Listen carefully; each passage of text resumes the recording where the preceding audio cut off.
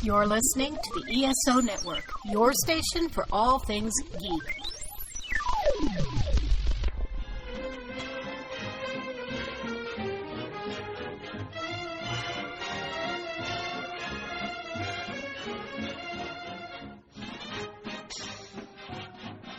Hello, world, and welcome to Tales from Hollywoodland, a veritable feast of movies, television, Broadway, showbiz stories, news and gossip, with Julian Schlossberg, Arthur E. Friedman, and Stephen J. Rubin.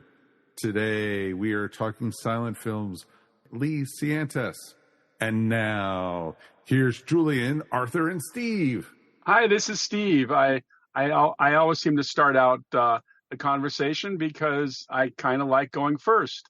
Since I used to be picked for games in elementary school, I was always picked last. So here we are.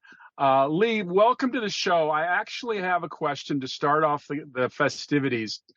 You always hear about the jazz singer being the first talkie. I mean, obviously 1927 was a big year for the talkie movies.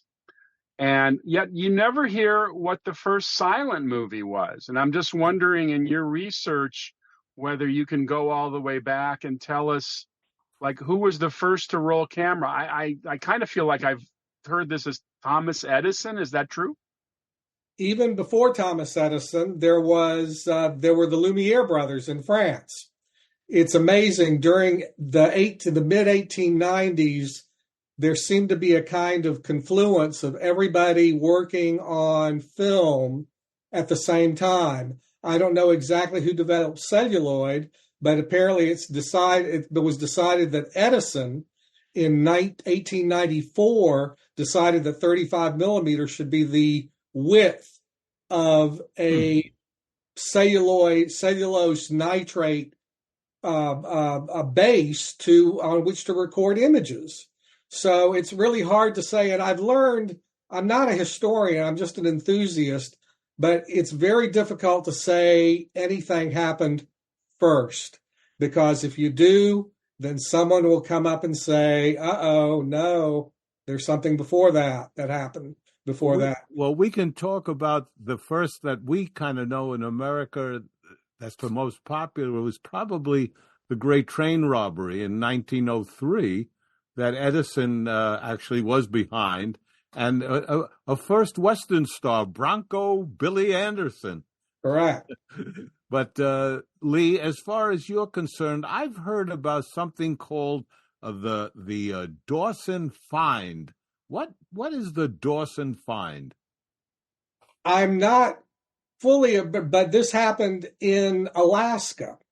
Apparently, people were doing in Dawson, Alaska, they were doing an excavation to just build some edifice, and they came across this boarded up pit that was full of decaying, deteriorating nitrate silent films, some copies of which were unique and which dated to way back to the earliest days of the 20th century, and they turned out to be Dawson City was apparently the final stop on a circuit that the films went on, and so instead of returning the films to their owners, they just buried them. They threw them away. And so this and flash forward, X number of decades later, and the films are uncovered in Dawson City for to the delight of film historians everywhere. And the filmmaker Bill Morrison has made a film comprising of excerpts from these films, including the decay that you see on the edges of the films. But some of the films were actually in okay shape and okay enough to be able to be seen. So that's the Dawson City find. Wasn't there a big story recently from maybe Nebraska, somewhere in the Midwest, where somebody found a very important silent film with Clara Bow? That is correct. They found a short film in both 35 and 16 millimeter, but it was fragmentary. and they are going to be debuting the latest restoration of the short film. Apparently, she's 17 years old, and she's only in it for a brief time, but it's going to be premiered next month at the San Francisco Silent Film Festival, which I'm attending. So yes, people will get to see a very rare Clara Bow film from the very beginning of her career. Lee, what is some of your history that brings you to be a lover of silent films? I don't know if any of you remember the Black Hawk Films catalog. Does that ring a bell with anybody? Yeah, from Iowa. Davenport, Iowa. Right. From the time I was a toddler, I loved the notion of film images being projected on a screen. So from the time I was 6, 7, 8 years old, my parents bought me 8mm cartoons that lasted 6, 7 minutes to play on our home projector, along with our home movies, which I was fascinated with. So flash forward to being 12, 13, 14, I see I get a hold of a Black Hawk Films catalog. I don't know where, but they specialized in selling films in 8mm and later Super 8 for the home market. This was prior to home video, of course. So they had a $1.99 200-foot sampler that I bought, and on it was a clip from a film called Intolerance, including a clip from the Babylonian sequence of the film, and it just absolutely blew me away. And I said, you can buy Intolerance? So it was a 3-hour-long D.W. Griffith film, and I took my $79 of allowance money, and I sent it cash to Davenport, Iowa, so I could get this film in 8mm. My mother refused to write a check because she said, I don't want you spending that much money on a film. So I sent the cash, and a few weeks later, they honored the order, and I got the film, and I watched it twice, 3 hours long, the day I got it, and I was hooked. Well, it's an incredible movie. It's 4 stories in one. We know Lillian Gish and many others are in it, but the most interesting thing for me was that the title cards were written by Anita Luce. That is correct. She worked for D.W. Griffith. Yeah, and she wrote, of course, Gentlemen Prefer Blondes. Right. The sad thing about that movie, as brilliant as it is, and it still is a brilliant movie, is the fact that it was a flop. It died. He did not do well, and he put his own money into it. Isn't that right? He did. He had made a lot of money from The Birth of a Nation. But what he did was he told 4 stories over differing periods of history that illustrated the theme of intolerance. You could say almost every film has that theme. But what he did was he created 4 stories from 4 different periods of history, a modern story circa 1915, when the film was made, period in French history, the St. Bartholomew's Day Massacre, a story of Christ, and a Babylonian sequence, which dealt with the fall of Babylon. But instead of telling each story and then finishing the story and then starting the next story, he intercut the 4 stories. And therein lies perhaps why the film was a big flop. Because the reason was supposedly that people were not able to follow the intercutting of the 4 stories among one another. And what he did, he would cut the scenes shorter and shorter and shorter. Each story had its own climax in which someone's life had to be saved. And we obviously know what happened in the case of Jesus Christ. But each of the other stories, and he cut faster and faster and faster. Pauline Kael called it the greatest film ever made because of its dealing with historical subjects. And it was one of the first spectacles ever done. And it was said that he did it partially in response to The Birth of a Nation, where he has had the Klan kind of glorified, and the African Americans kind of made pretty bad guys. So I think this was his so-called apology. Is that true, Lee? It was his answer to his critics. Know that D.W. Griffith was working from the perspective of a Southerner who grew up listening to Civil War stories. Mm. So when he created The Birth of a Nation, which despite is both a great film and a horrible film, it's a racist masterpiece.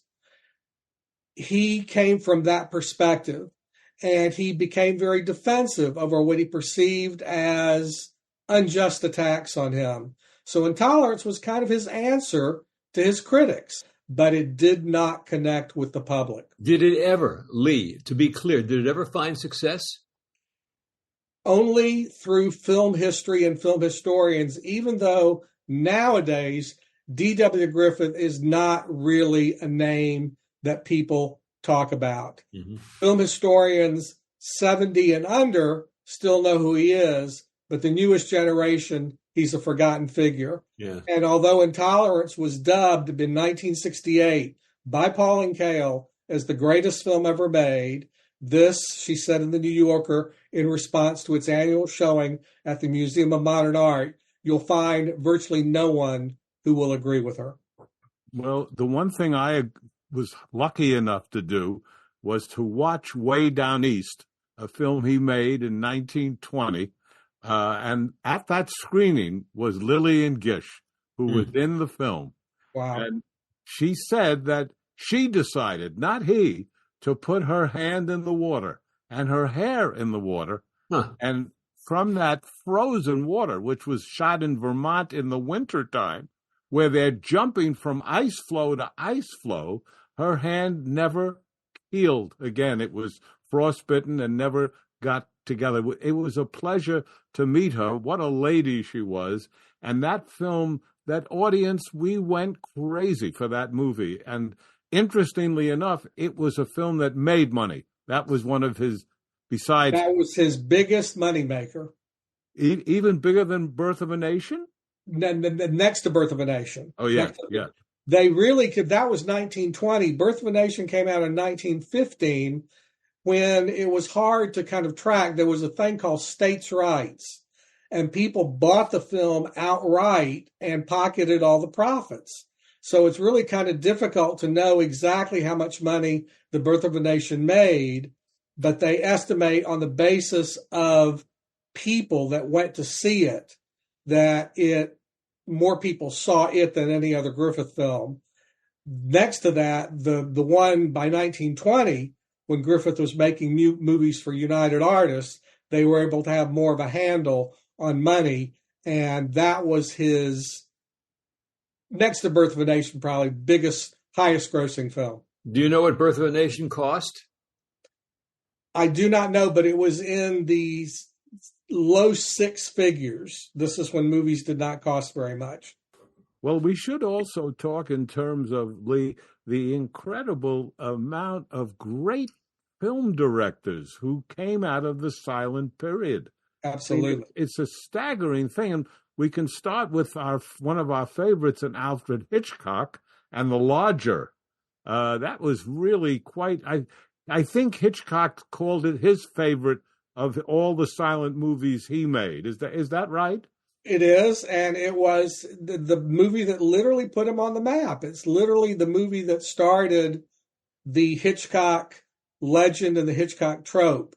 He had been making movies for a couple of years, but this was the film about a potential Jack the Ripper that was his first really, really big success, correct. And the first time he gave himself a cameo, and he gave himself two in that movie.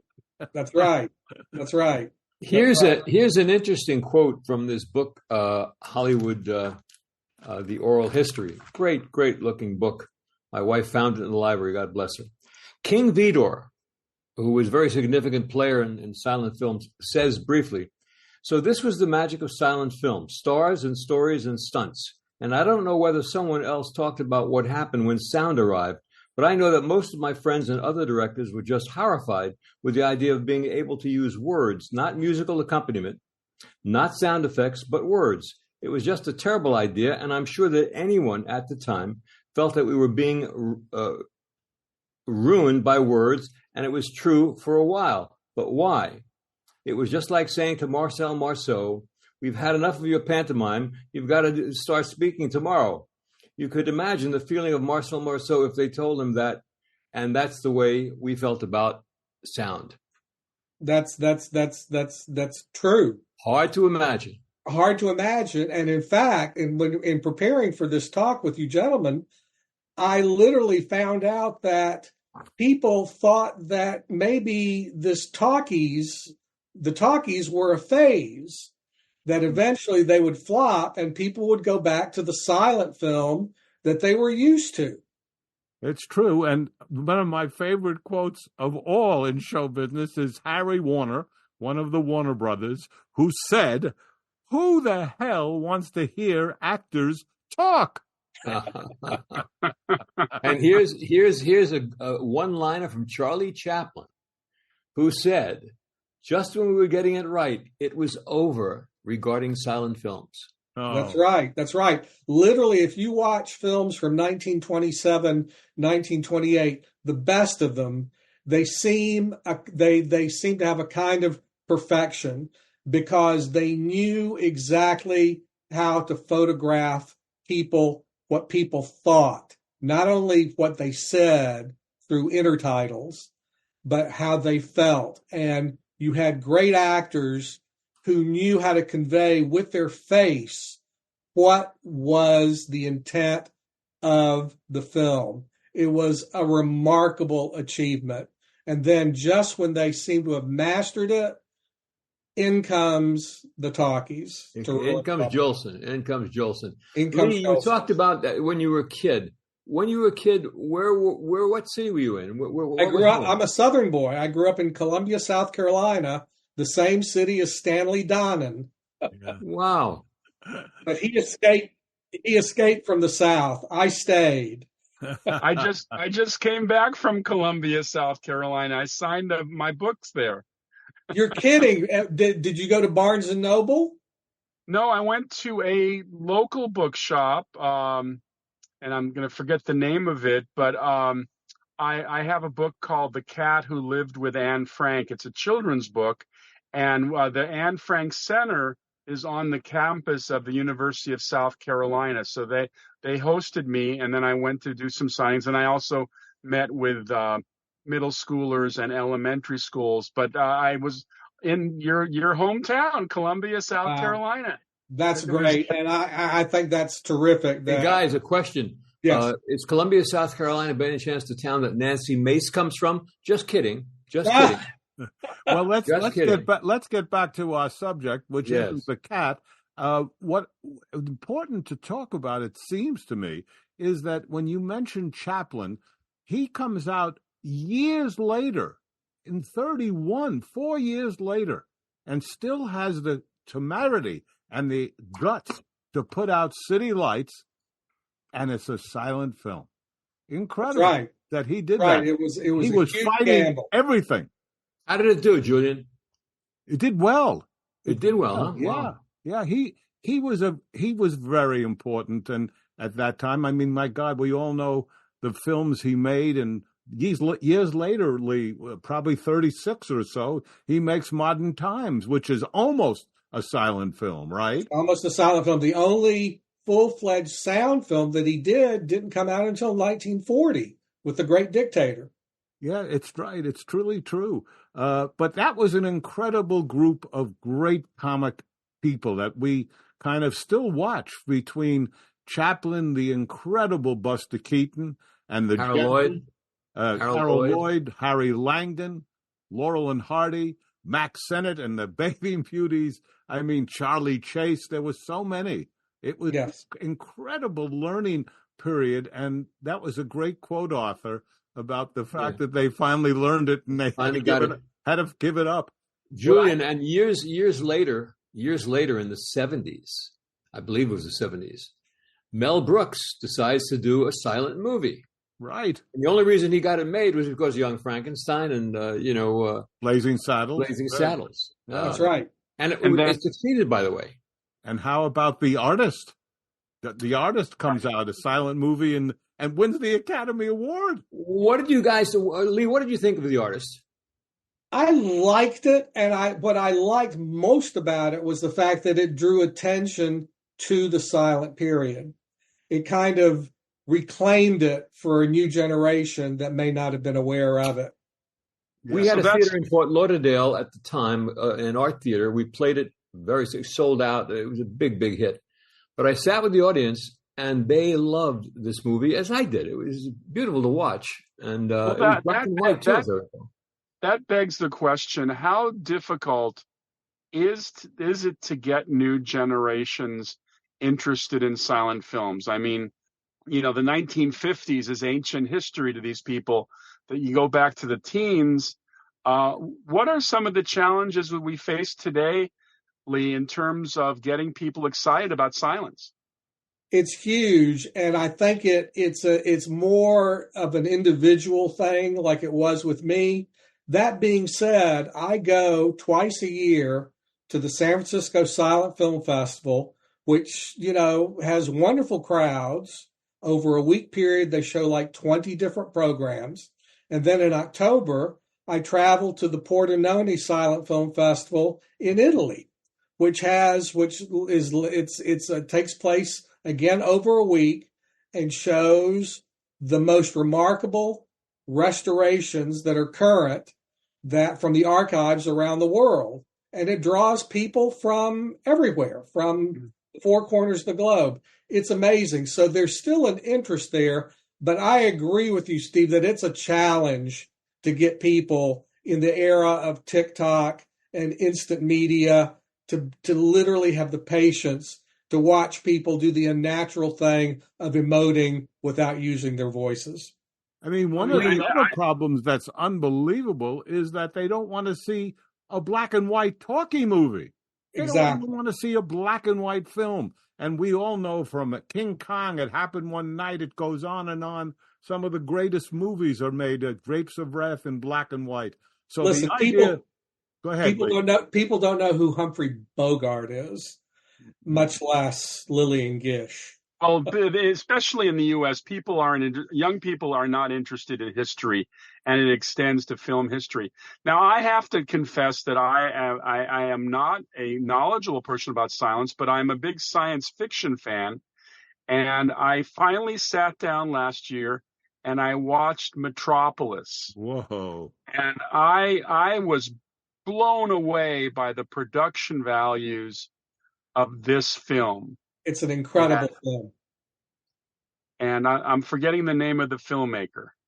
Fritz Lang, and who, of course, had a big career in talkies as well. Obviously, this was Germany pre-World War II. Yes. If the listeners have never seen Metropolis, it's a haunting movie on many levels. I particularly like the musical score that accompanied it, and I wonder if that was the score they played in the theater when it ran in the theaters. I guess that's the way it was done in those days. They would play music live while they were doing the theater run, correct? That's a great point, Steve. The biggest films, the biggest budget films, the studios in the large cities, particularly New York and LA, would often commission a score to be played by a live symphony orchestra opposite the film. And in the case of Metropolis, what's so wonderful about it is that not only was there a score composed specifically for the film, but the film was edited to the score that was created for it. They're literally in the cue sheet of the score itself. It says where there's a close-up, and the conductor has to coordinate the orchestra with what's going on in the screen. So it's a great score. So they were scoring the film in the theater live. No, it was scored before, but then later on in small towns, when you didn't have a symphony orchestra, you had maybe a pianist or a small ensemble improvising to what you see on the screen. It was only with the big films that they had cue sheets, and they did scores that were specially composed for the film. But the scores were recorded. I would imagine. No, they were not until they were actually playing with every performance. They play with every performance, correct? Oh my God! Yeah. So when sound came in, a lot of people were out of work. A lot of musicians. Yes, and we should point out there was something known as the Mighty Wurlitzer. That's right. Incredible organ that would play, but also in some cases, believe it or not, had sound effects. That's right. It wasn't just music. They would have, let's say, the horses galloping, kind of like radio, the sound effects that they used in radio. They'd have horses galloping, people punching, people yelling. It was quite something. It was really an incredible time to have been an exhibitor or a distributor or a producer of movies. It was a time of ballyhoo and showmanship that I think, they created. For the silent era, there were picture palaces that were literally, made up like Oriental minarets, and literally they created this environment, this atmosphere of grandeur that people that grew up during that period that knew that never forgot it. I mean, we're talking about palaces where literally, and especially in New York City, like places like the Roxy, you'd seat like 3,000, 4,000 people at a time. Yes. It was incredible. And back to what Steve talked about in Metropolis, this was a movie that was so expensive, that's shot for almost a year, that almost broke the German film industry. They had spent so much money on that movie. And on top of it, it is, I think, some of the greatest science fiction effects to this day is in that film. It is. Steve, the creation of the robot, the transforming the robot Maria to the real Maria, isn't that a great laboratory sequence? Oh, no, that is a great thing. And it's funny because I have a friend in L.A. who for many years owned Robbie the robot from the movie Forbidden Planet. And he had a big Metropolis robot, replica in the room, and I never quite knew what that was. And so finally seeing Metropolis, I was able. Now I have a question about a movie or an actor who my mother was always telling me special things about, and who was probably one of the most famous romantic figures of the silent era, which would be Rudolph Valentino. What made Rudolph Valentino such a Taylor Swift of his day? Patent leather hair. He was the first of a kind of Latin lover that literally spoke to the passions of the women of the 1920s. He had a smoldering quality to him, and only rarely did he have the opportunity to give a real performance because he was considered so sexually volatile to women of the time, but he was a good actor. And the other thing that added to his mystique is that he died young. Died when he was in his, I believe, in his 30s. Yes. He was. Where was he from? What was his nationality? I don't know. I think he was Brooklyn born. What did he sound when he spoke? What did he sound like? Anybody hear him speak? He had an accent. But I don't exactly know where he came from. I'm sorry. No. But I will tell you of one of my favorite stories of Valentino. He makes a movie called The Son of the Sheik.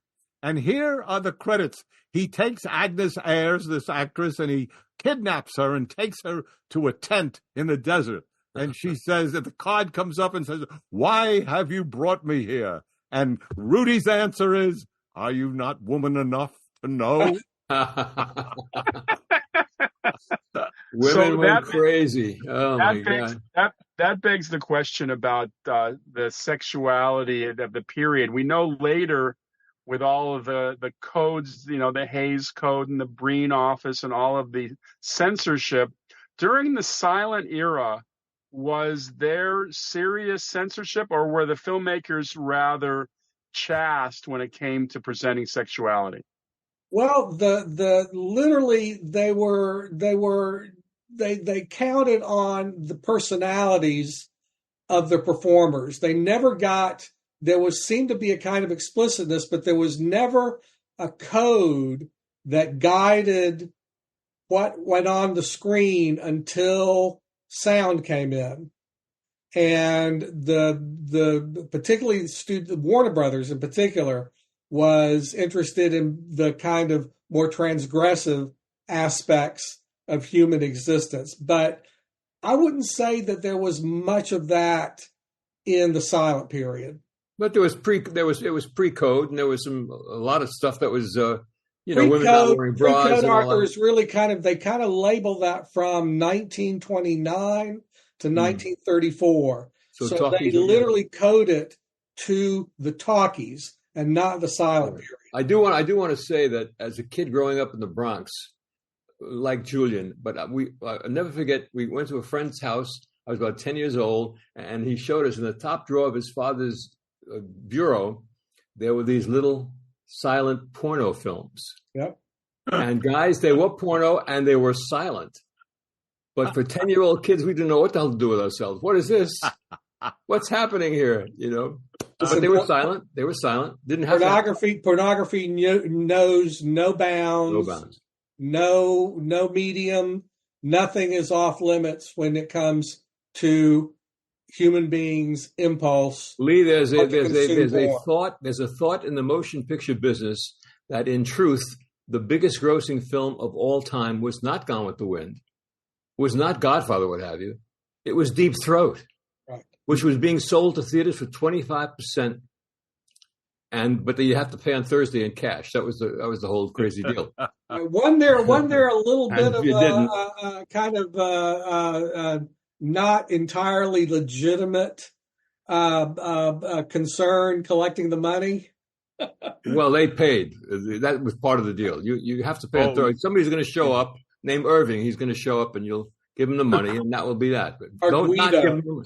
Well, right. Yeah. Well, I want to tell you guys a story that I'm fascinated by. I may have mentioned it once before.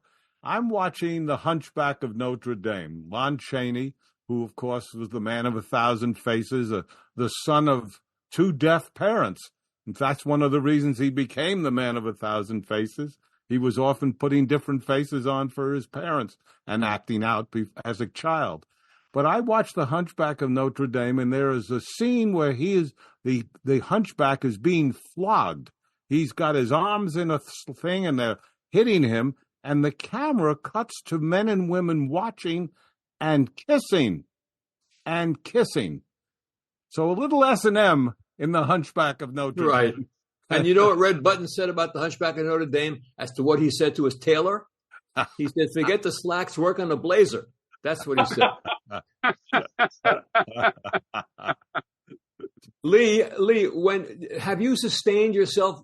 Is silent films an avocation to you through your life, or is it your business? It was my gateway drug to movies in general. Gotcha. And I've become obsessed with movies, and I moved to Atlanta in 1979 to work for Films Incorporated, which was a non-theatrical 16-millimeter distributor that distributed films of the studios to colleges, universities, libraries, churches, anybody that would advertise in a newspaper. And I worked for the Atlanta branch of Films Incorporated. We had 6,000 films in 16 millimeter that we could watch at any time in addition to renting them. I remember. That's where I saw all the films that literally gave me my background in film history. And then later, but the last job I had was working for Turner Broadcasting as a rights analyst when I did rights research for Turner Classic Movies. So you've always been working for your passion. That's great. I've been very fortunate. Yes. I never made a lot of money, but I was happy. Well, what you got is more important than money, of course. As we all found out. Tell us a little bit about the RKO story and how you were able to do what a lot of people couldn't do before you. Well, one of my jobs at Turner was in the legal department, as I said, a rights analyst. So what I did, I had as my work tools were all the legal documents of all the films that Ted Turner bought in 1986, which met the RKO films, all the RKO library, all the pre-1949 Warner Brothers films, and all the pre-1986 MGM films. We had all the studio contracts and all the underlying property agreements of all those films. Ted bought those when he bought the library. So one day, someone from TCM said, there's an RKO film that we've never shown on TCM. A viewer has asked about it. It was called Double Harness. And they said, why? Can you find out what's what? So I went to the paperwork and I found out that Double Harness was a 1933 film that had never been part of the library, the RKO library that Ted Turner bought in 1986. It had been sold out of the library along with 3 other properties back in 1947 to producer Marion C. Cooper, who was the producer of King Kong, but who, over 18 months in 1933, 1934, had run RKO. He was head of production. So he never felt that he was paid adequately for his head of production role. So in 1947, they came to an agreement, the settlement. That RKO said, okay, we'll let you take the rights. We'll give you $16,000 and you'll take the rights to like 4 properties that you want. He wanted the Lost Patrol. The John Ford film was one of the films he wanted, but they wouldn't let him have that. So they gave him the rights to 4 films, including 2 films that were remade after the time he was production head. And those films literally were owned by his estate for years, were shown briefly on New York TV in 1956, but then went on ice and had never, ever been shown before. And we found out that these films were owned by someone who was a business associate of Marion C. Cooper's. We found the son of that business associate, and TCM made a deal to buy all right, title, and interest to those 6 films.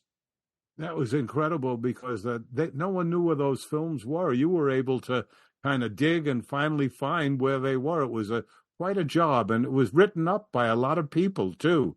People who love movies. It was the proudest thing that I've ever been involved with, and they're little films. None of them are great except maybe for the 1938 film A Man to Remember, which was on the New York Times 10 Best of the Year list, but literally was one of these films that had not been seen in literally 50 or 60 years. It happened to be the directorial debut of Garson Kanin, and it was a script written by someone named Dalton Trumbo. Oh, a lot of pedigree. Wow. A lot of pedigree. Well, I want to talk about the fact that in silent movies, which of course were not silent because there was always a movie track, so it was kind of wrong, but it was silent as far as dialogue is concerned. Correct. There was always someone who wrote the story, but that person rarely wrote the titles in the movie.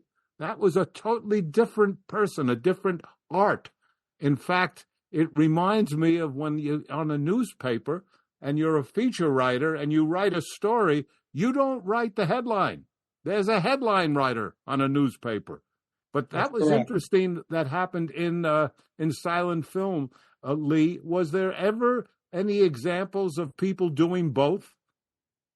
Well, that's a good question. You brought up Anita Luce, who literally did not write the script for Intolerance, but she wrote intertitles. She wrote dialogue titles for it. And in the case of Intolerance, there was never a script, which is amazing.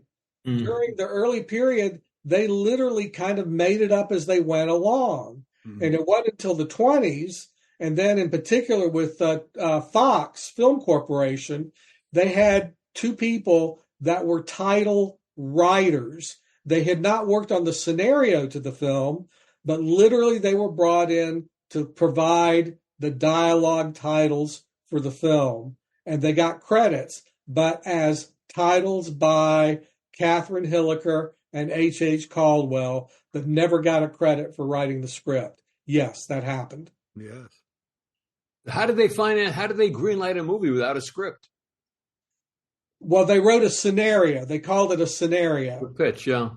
And that's how so there were things. I've never seen what a silent film script looks like, but obviously it's going to be quite different from what we see from scenarios and scripts written for the sound period.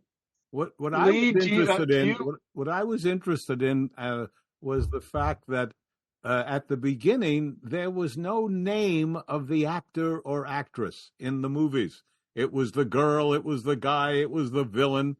And finally, the girl with the golden curls, known as Mary Pickford, got her name and she became this gigantic star.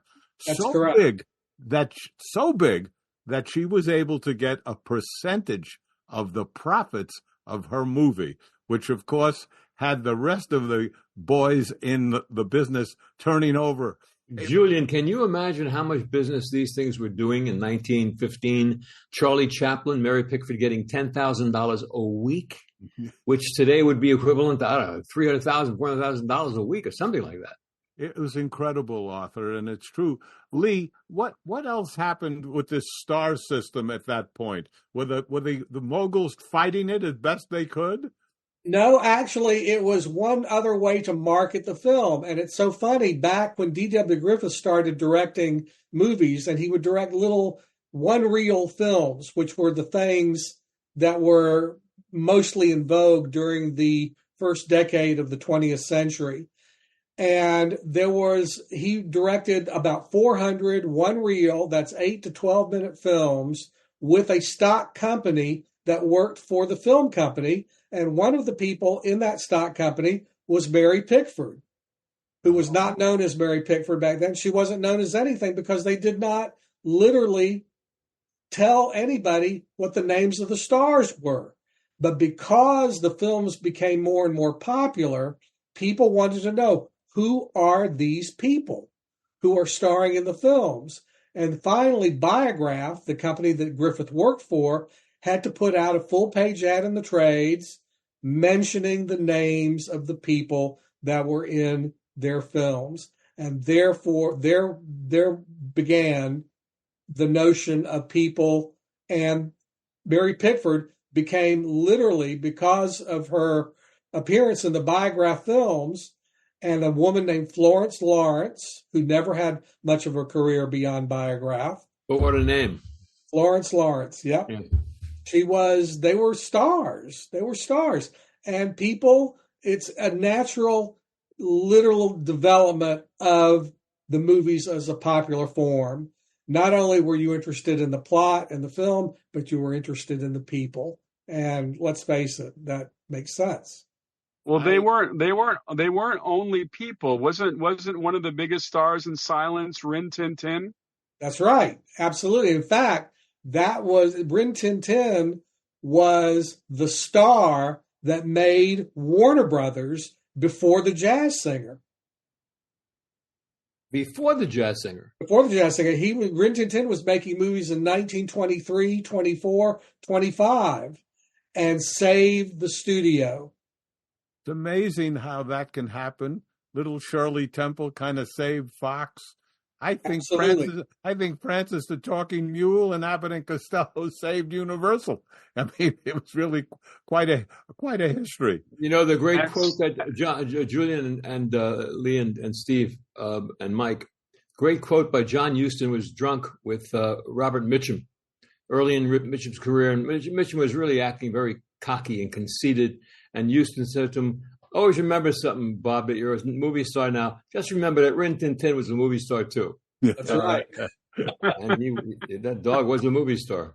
Mike, I'm interested, Mike, in your take on silent film. Do you ever watch them? Did you like them? Did they mean anything to your generation, so to speak? Well, to my generation, I am not 100% sure. But to myself, I grew up on silent films. My grandfather raised me on Buster Keaton, Charlie Chaplin, also, of course, Metropolis, Nosferatu, some of the amazing stuff that, I got to see growing up.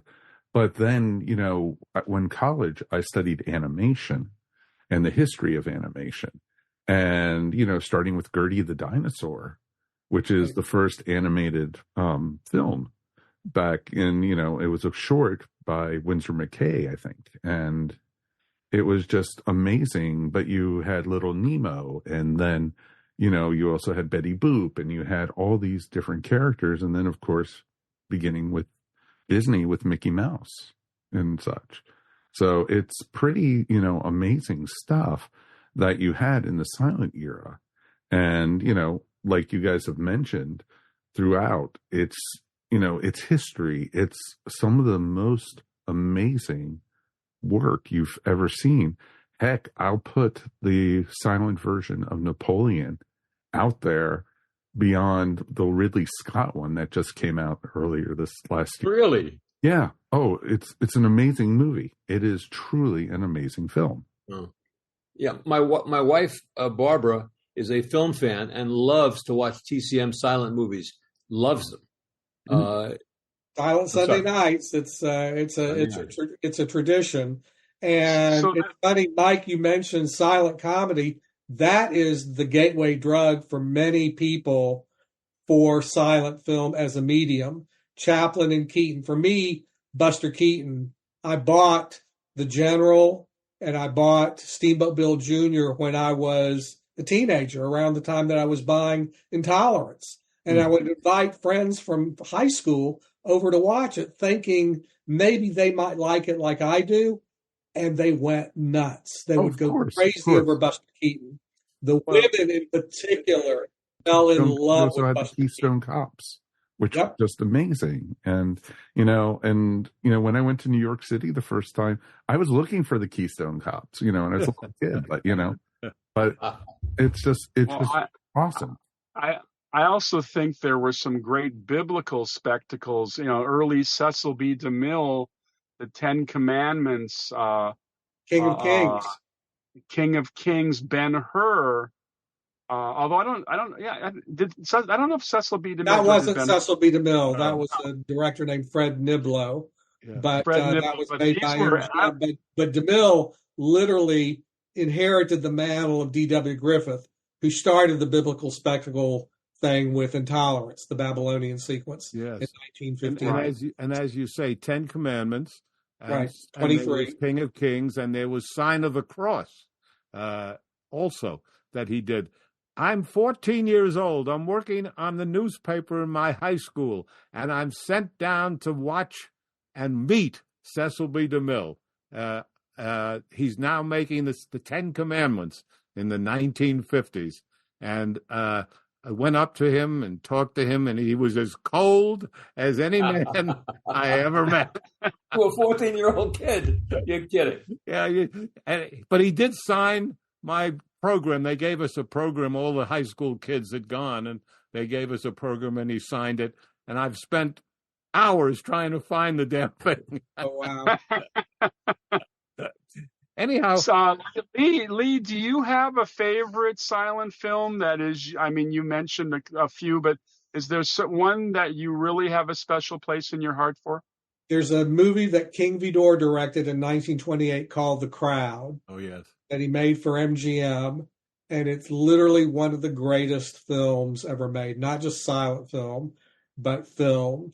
And it's about a young couple literally trying to make a go of it amidst the anonymity of the great city, New York City. And it is human, it is full, heartfelt, and it is literally one of the greatest films ever made. But it's difficult to see because that's another problem with the silent era, is the survival rate. It's estimated that almost 80% of all silent films are lost. Well, because what kind of marketability would they have after sound came in? The studios didn't want, and in one studio in particular, Universal, junked all of its negatives and material that did not have a soundtrack on it in the early 1930s. An entire studio. And also the nitrate often burnt up Actually, it burned up. It was remarkable. It was not resilient at all and aged very poorly. But did you have them, Lee? Did you have them at Films Inc. in 16 millimeter? We had some silent films in 16 millimeter, correct? No. And we had The Crowd. We had a movie called City Girl, which was directed by F.W. Murnau, who directed the film Sunrise, that many people think is the greatest silent film ever made, which is another great film. I believe, Steve, you mentioned that film in a previous episode before. I think we mentioned it, Steve, when we were trying to figure out about Academy Award winners, and none of us had seen it. Yes. How do we see The Crowd today if we want to, Lee? It's very difficult. It's not available on any home video except old VHS and Laserdisc. It's not come out because now the quest for home video is to try to get something out in the best quality possible, which is to say high def, 2K or 4K resolution. And unfortunately, that costs money, and people do not perceive the silent film era as something that generates income for corporate owners. So The Crowd is really kind of missing in action. Lee, did they ever make a silent color movie? Yes, they did, but it was 2-color Technicolor. And not only that, before 2-color, which was red and blue on the same negative, they would tint films, which is to say they would put the film in a bath and tint it blue for night scenes, red for daytime or orange for daytime, amber for daytime, or red for battle scenes. And it added, so rarely were films not shown with some sort of color, hue, or tint to them. That's a good point.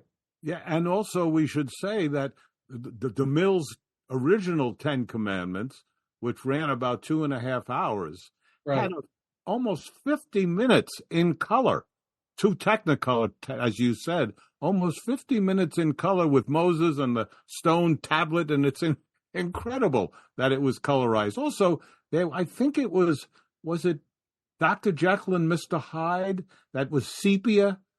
I'm wondering, there was one film with Barrymore. I think it was that. It might have been. I'm not sure. Sure. Yeah. As Edward G. Robinson said years later, "Where's your Moses now?" Where's your Moses? Anyway, I want to mention something. We were talking about Rudolph Valentino earlier. There was a Yiddish theater actor in New York. Julian, you might know his name. Lee, maybe you guys. I forget his name, but he was the Rudolph Valentino of Yiddish theater. And I forget his name. I will come to me somehow. It wasn't Manesha Skolnick, was it? No. Was it Joseph Schildkraut? No. Cheapest, I wish I could find the name, but he had one of those great names. But he would satisfy the neighborhood. This guy was running around in between shows. He was stripping everything in sight.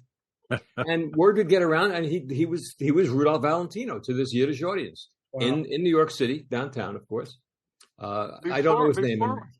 Before we finish, can we talk a little bit about the actors from the silent era that did not transition into sound? Because I know it was spoofed in, of course, Singing in the Rain, but there were really serious problems for some of these actors whose voices, I get the impression, were a little too high-pitched. That's exactly true. And the most probably prominent of the so-called casualties was John Gilbert, who was the great lover of Greta Garbo in the 1920s. But he had a voice that, because of the sound recording material of the time, recorded high, therefore not romantic.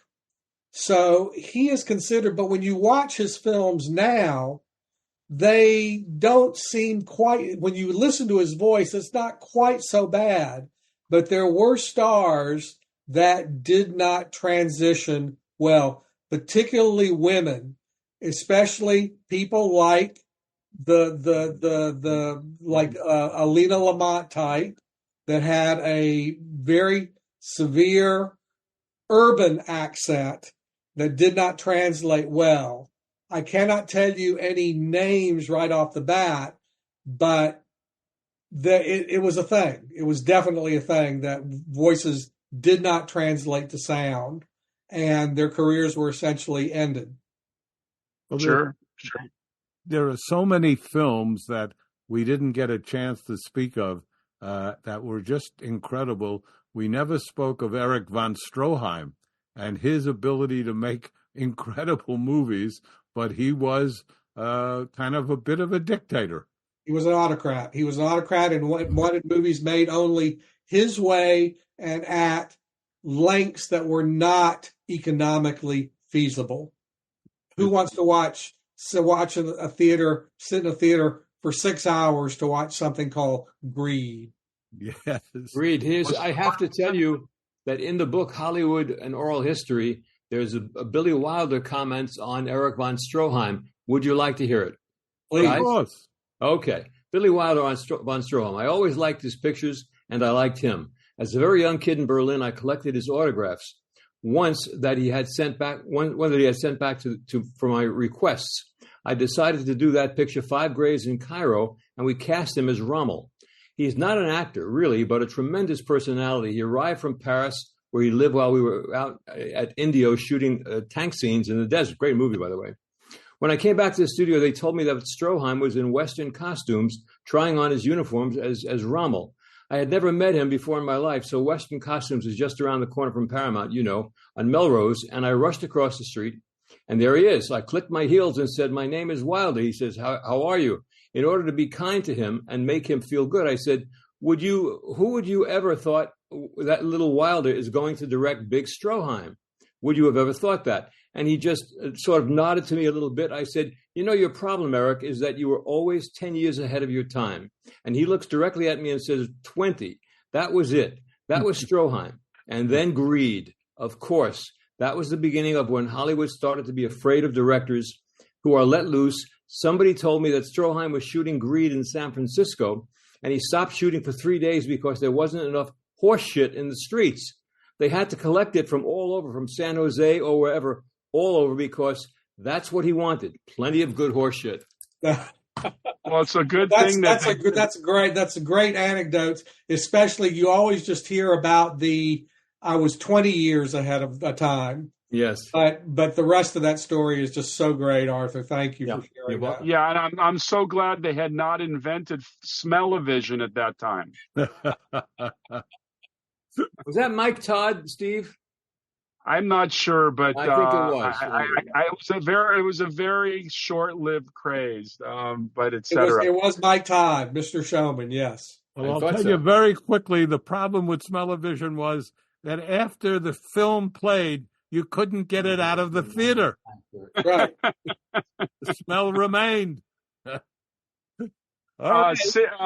Lee, do you like contemporary films? Are there some sound movies of late that you've particularly liked? I know we've been talking a lot about silence. What's your opinion of modern filmmaking? It's really funny. I don't see very many movies that are in the theaters, or I really don't go to the theaters because I have a home theater in my house. I have a 100-inch screen, and I've got all the streaming channels and TCM. So why do I need to go to the theaters, which is a very bad thing on my part? We need to patronize the theaters. We need to go to movies, and we need to experience them with audiences. The studios have to meet you halfway, though. They've got to stop producing 9,000 Marvel superhero movies and start giving a little bit more, a little bit more dramatic buck, a little more comedic buck. All the genres we grew up with have somewhat disappeared, and now we just get, for the most part, I kind of call it into, all the sci-fi spectacles and then 20 depressing movies at the end of the year. Steve, read Peter Bart today. They need to stop making movies for 16-year-old boys. Right. I will read Peter Bart today. I'm sure Peter had some rather pithy comments on this. Lee, thanks to Julian, you were a great guest. It's been my pleasure to speak with you, gentlemen. Yeah. I listen to you every week. That's great. I look forward to it. We enjoyed it. And if you've been listening today, please join subscribe to us. We love the subscriptions. It's free. How many things are free in life? We are on all the platforms. We also have a YouTube channel. And if you have, as I say every week, if you'd like to write to us, you can write to us at talesfromhollywoodland@gmail.com.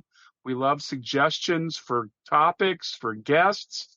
Please reach out to us. And thank you for being a part of our Tales from Hollywoodland world.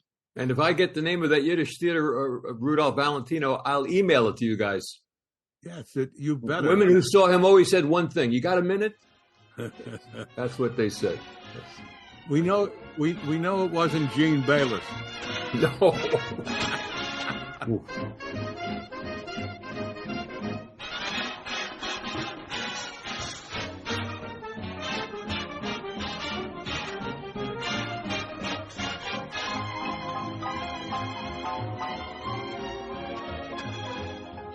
Pardon the interruption.